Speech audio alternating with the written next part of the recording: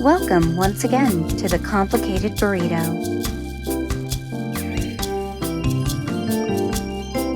Here's your podcast host, Alan Brooks.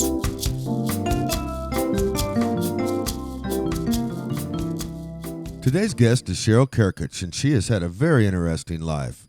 Cheryl has written a memoir called Sentiment, which is about her family's journey from Slovenia and growing up here in America. Cheryl, welcome to the Complicated Burrito. Thank you. So you were raised in Chicago, but your family came from Slovenia, is that correct? Yes. What year did they migrate from Slovenia? It was in the early 20s.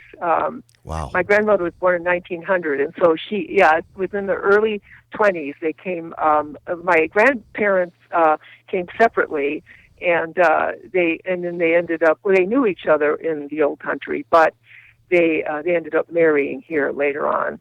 So that was when they came. So you were raised by your grandparents, is that correct? Well, we all lived in the same house. My grandfather was a mason, and he built a lot of homes in the Chicago area, and my dad and after he got married, they moved in. My mom and dad moved in with them, and they lived upstairs. We had a little apartment upstairs that was part of the house, and then my aunt and uncle also lived in the same house for a while they built a house. My grandfather built a house for them after they got married. My dad had one sister, and so she and his wife were there at the same time. So it was a very crowded and lively family situation there, and that's where I was born. So okay. And then we lived with them for my first 5 years, and then my father had a professor who saw some promise in him, and so he encouraged him to go to medical school. So while my father was in medical school, we lived with my grandparents, and we drove across country to Spokane, Washington, and he did an internship, and then we moved back to Illinois after that year, and then we lived with my aunt and uncle and their family for a year. While my dad and my grandfather built a house in Villa Park for us. So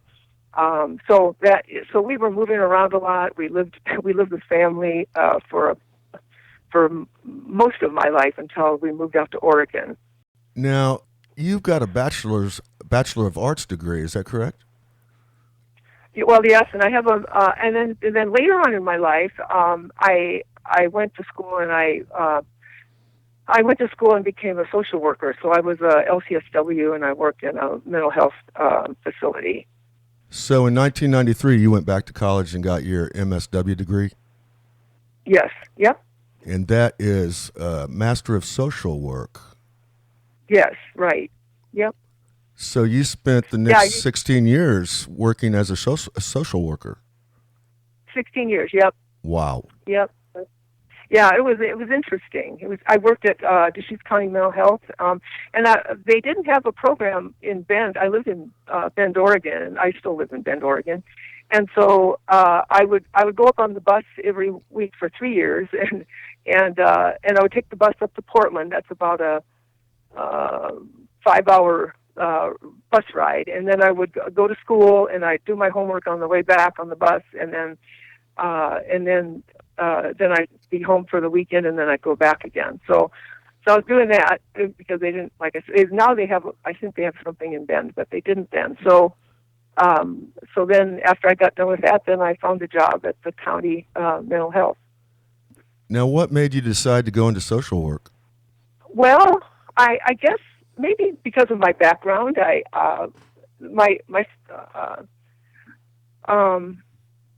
just a lot of things that happened in my life that were pretty eventful, and so I just felt like I wanted to help people and do something that meant something to me.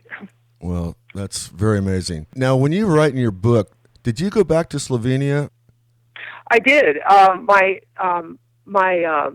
Dad, I talked my dad into it. He kind of, he always kind of had to deal with feeling inferiority about being about his immigrant family, and so he would always kind of waffle back and forth between wanting to get away. I think he moved out to Oregon just to get away from that in a way, but he always maintained his relationships with his family and Slovenian friends in the Chicago area. But he really he struggled with that, I think, and so that's that was a problem for him, I think, and so there were a lot of things that that he had to deal with, but he was so full of life. He was a real character, and he just was. He was kind of a maniac. And so growing up with him, it was always an adventure, and he loved life. He maintained friends, his friendships with his family of origin for forever. But he wanted to escape it in some ways. Mm-hmm. I don't know if I'm answering your question. You're making a big question. But he was an interesting person, a very interesting father to have. Not perfect for sure. When your grandparents originally came over here, they didn't speak English, right? Not at all. Not one word. Nope. Mm-mm. So that had to have been a real struggle for them to overcome. Yeah, it was. And my grandfather was 15 when he was he was in the war, and he was in a prison of war camp. Wow. He had to deal with some real difficult times there, and my grandmother as well. It was just the First World War was difficult for Eastern Europeans, and it wasn't as bad as Jewish people, what they had to deal with in the in the Second World War. But my relatives that stayed back there, they had to deal with what was going on in the Second World War, and I think 10% of the people in Slovenia were murdered during that time. They were just gone. So my grandparents had a hard time before they came over here, and it was difficult. And now Slovenia is in the European Union, and so right. I think they're doing a lot better. Yeah, I went and did some research, and it's a beautiful country. Mm-hmm. It's a beautiful country. I went over with my dad and my aunt and uncle. I'm the one. I told my dad. I said I really want to go, and my aunt, his sister, had to talk him into it because he just wasn't that interested. But after he went over there, it was just wonderful.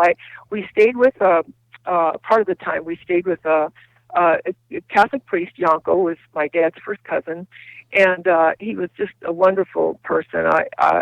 So we stayed with him, and he showed us. He took us to all the relatives. He took us to see all the things he thought were interesting to see there, and then I went over later on with my daughter, and she was in her, I think she was about 20 when we went over there, and we went through Italy as well, and Italy, and we went back again. So I went 2 different times. That's exciting. Mm-hmm. Mm-hmm. How many brothers and sisters do you have? I have 1 brother and 2 sisters. So your book, Sentiment, is available on Amazon, am I correct? Yes, and I think Barnes & Noble as well. I also have a second book. It's called Love Poems and Obsession. I just wanted to mention that. Yeah. I wrote that. I wrote that after my parents died. They died in 2012, 2013. And when I was going through, I went up to my brother's. He lives in the same town I do, and I was looking for photos for my book Sentiment, and I found there was a photo album there that he had from my parents, because we had to take things out after they passed away, and I found this photo album, and I thought that's what was in there, but it was poems that my dad had written to my mother over a 50-year period, just from the time about the time they got married until about the year 2000, when Wow. my father wasn't able to do that anymore. So I wrote I wrote. I have a book of his poems, but I also talk about how they relate to my interpretations of their of their love story. And he writes that he never expected that anyone would maybe read those except for my mother. They were just basically for my mother, but they were so heartfelt, and so they really portrayed the relationship that my parents had. So that's kind of a sequel in a way to the first book. Oh, that's really neat. I bet you were just shocked when you found those poems. I couldn't believe it. I mean, Dad would always say that he wrote poems for my mother, and then we had a special place at the Oregon coast that we would go to. He discovered it one day running along the beach when we were staying in a different place, and he said, "Oh, this is and it's just a wonderful retreat." So he would write poems. They had guest books in there, and they keep the guest books. They're still. I mean, I can still go to this particular place and see some of my dad's poetry in the guest books. But so I copied. I mean, I took photos of a few of those that were at the hotel there. It's not really a hotel. It's almost like it was two houses put together, and and it's up on a cliff, and they're real funky little apartments. But anyway, there were poems there, so I knew he wrote poems to my mother, and I was able to read those at the time because they were in the books. But I had no idea that he had written, all these poems to her for so many years. So that was a big surprise. Now, were they in English or in Slovenia? They're in English. Okay. They're in English. Yep. Mm-hmm. But Slovenian is a language of love. And I know some people say, "Oh, Italian's the language of love," and I think it is too. But Slovenian is called the language of love because of the way it's just the way the language is set up. So it's a more an intimate way of expressing things in that language. So I think that the way he wrote and the way he expressed himself was because he had a combination of different languages, and he also knew Italian because we were right on the border between Italy and northern Italy and Slovenia, and so some of my relatives actually first were earlier on in some place called Verona, near Verona, Italy, and so there's some relation to that as well. So anyway. Wow. Well, you have an amazing story, and you've had an amazing life. Your family's journey from Slovenia to America is really interesting. Your book, Sentiment, it also details the many dynamics of living in a large family. You want to tell our listeners a little bit about that? Well, I think I really focused in a way. I mean, I wasn't thinking I was going to do that, but as I just kind of things were pouring out of my heart and my mind.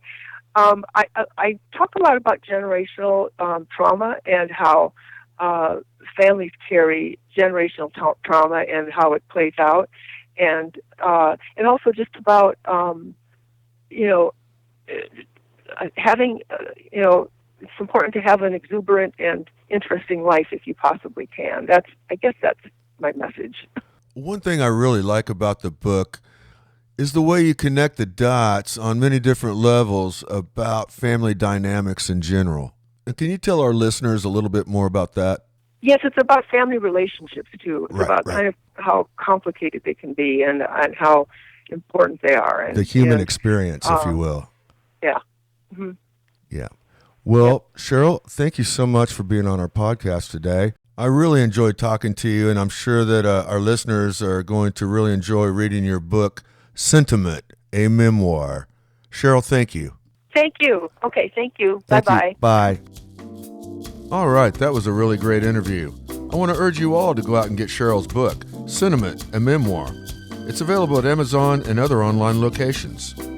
On behalf of Revo 24 Radio, this is Alan Brooks for The Complicated Burrito. Revo. Revo 24. Your 24-hour music connection, bringing you the best from across the globe.